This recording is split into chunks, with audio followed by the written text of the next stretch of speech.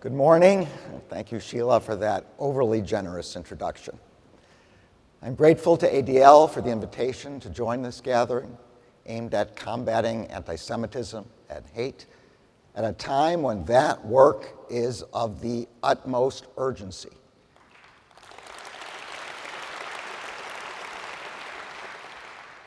It is especially meaningful to be here at the end of a trip I began last weekend in Selma, Alabama, to join civil rights advocates in commemorating the anniversary of Bloody Sunday. 59 years ago today, on March 7th, 1965, some 600 people set out to march from Selma to Montgomery to insist that this country make good on the promise it made nearly a century earlier, that no American citizen would be denied the right to vote on account of race. In response,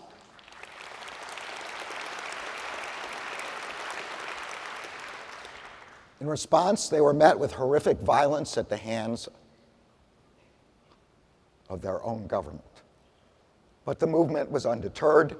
Civil rights leaders organized 2 more marches, a second symbolic march to the epic Edmund Pettus Bridge 2 days later, and then 2 weeks later, a third and final march from Selma to Montgomery.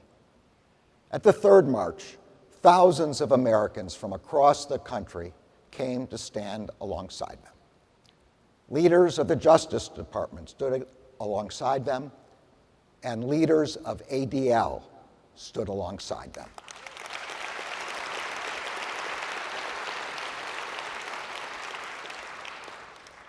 For over a century, this organization has stood firmly in defense of the civil rights and safety of American Jews. At the same time, ADL has stood firmly in defense of the civil rights and safety of all Americans.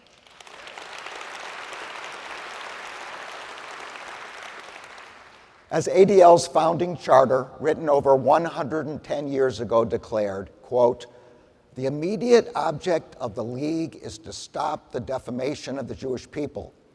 Its ultimate purpose is to secure justice and fair treatment to all citizens alike."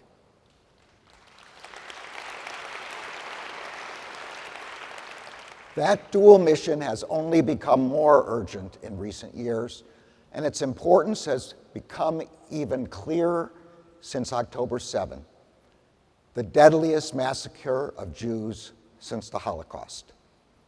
On that day, Hamas terrorists brutally murdered over 1,100 people, including 40 Americans, and kidnapped hundreds of hostages. That attack devastated families in Israel, the United States, and around the world. And it renewed a familiar sense of fear and isolation for Jews everywhere.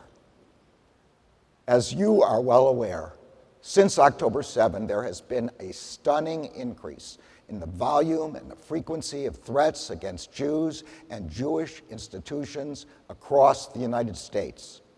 The FBI reports that between October 7, 2023 and January 30th of this year, the Bureau opened over 3 times more anti-Jewish hate crime investigations than in the previous 4 months, on top of an already existing year-over-year increase. These statistics do not begin to capture the fear in which I know Jewish communities have been living. They do not capture the fear of Jewish Americans that any sign of our identity could make us the target of an attack. They do not capture the hours that congregations have spent planning for the worst.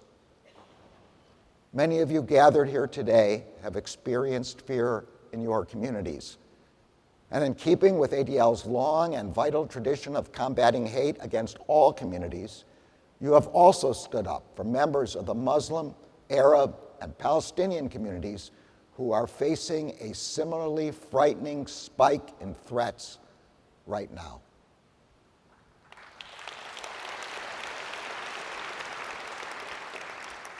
No person and no community in this country should have to live in fear of hate-fueled violence.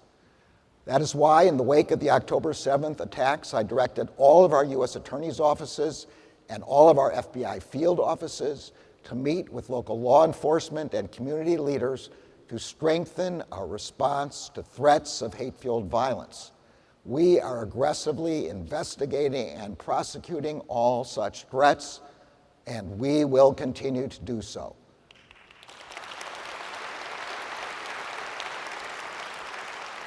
The Justice Department has no higher priority than protecting the safety and civil rights of everyone in our country. That has long been the Justice Department's charge. The Justice Department was first established in 1870 in the wake of the Civil War and in the midst of Reconstruction, with the first principal purpose of enforcing the protections guaranteed by the 13th, 14th, and 15th Amendments. The department sent hundreds of attorneys and agents to investigate and prosecute members of the first incarnation of the Ku Klux Klan, who were terrorizing Black Americans seeking to exercise their right to vote. The Justice Department understood then, and we understand now, that while white supremacist violence and hate-fueled threats and violence of all kinds threaten the safety of individuals and entire communities, it threatens the very foundation of our democracy. Hate-fueled violence seeks to fracture our society, to isolate us from one another, to pit community against community. It works to make us question our sense of belonging and to lose faith in our institutions. But our democracy promises that all people will be protected in the exercise of their civil rights, in their freedom to worship and think as they please, and in the peaceful expression of their opinions, beliefs, and ideas. It promises that all people will be protected from persecution, violence, and harm. Working to fulfill that promise is the Justice Department's sacred responsibility.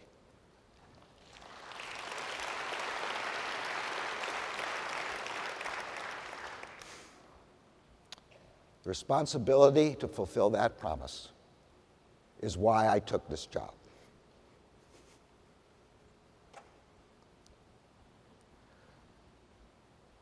My family fled the pogroms of Eastern Europe at the start of the 20th century. My grandmother, who was one of 5 children, born in what is now Belarus, made it to the United States, as did 2 of her siblings. The other 2 did not. They were killed in the Holocaust.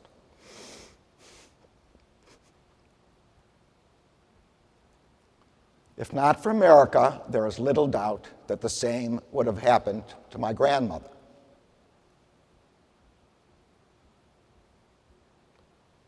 But this country took her in, and under the protection of our laws, she was able to live.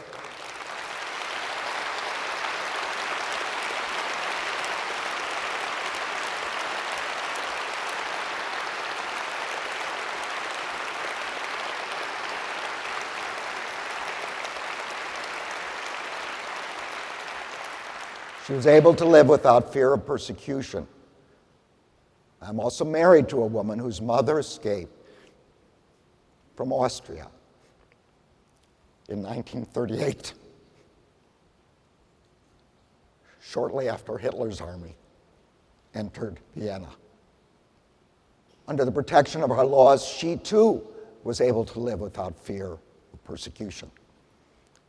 That protection is what distinguishes America from so many other countries.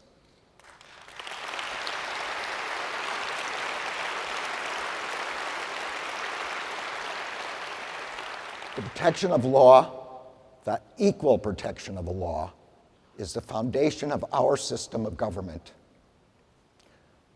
I am here today because this country took my family in and protected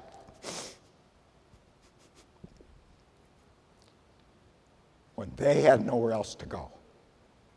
I also know that the protections afforded to my family have not always been afforded to families that don't look like mine.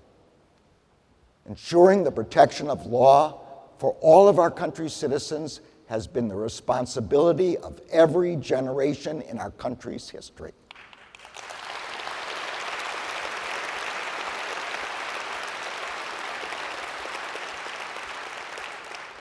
Today, it is our responsibility. It is the responsibility of the Department of Justice. It is my responsibility as Attorney General. It is the responsibility of every American. We must protect each other. Thank you.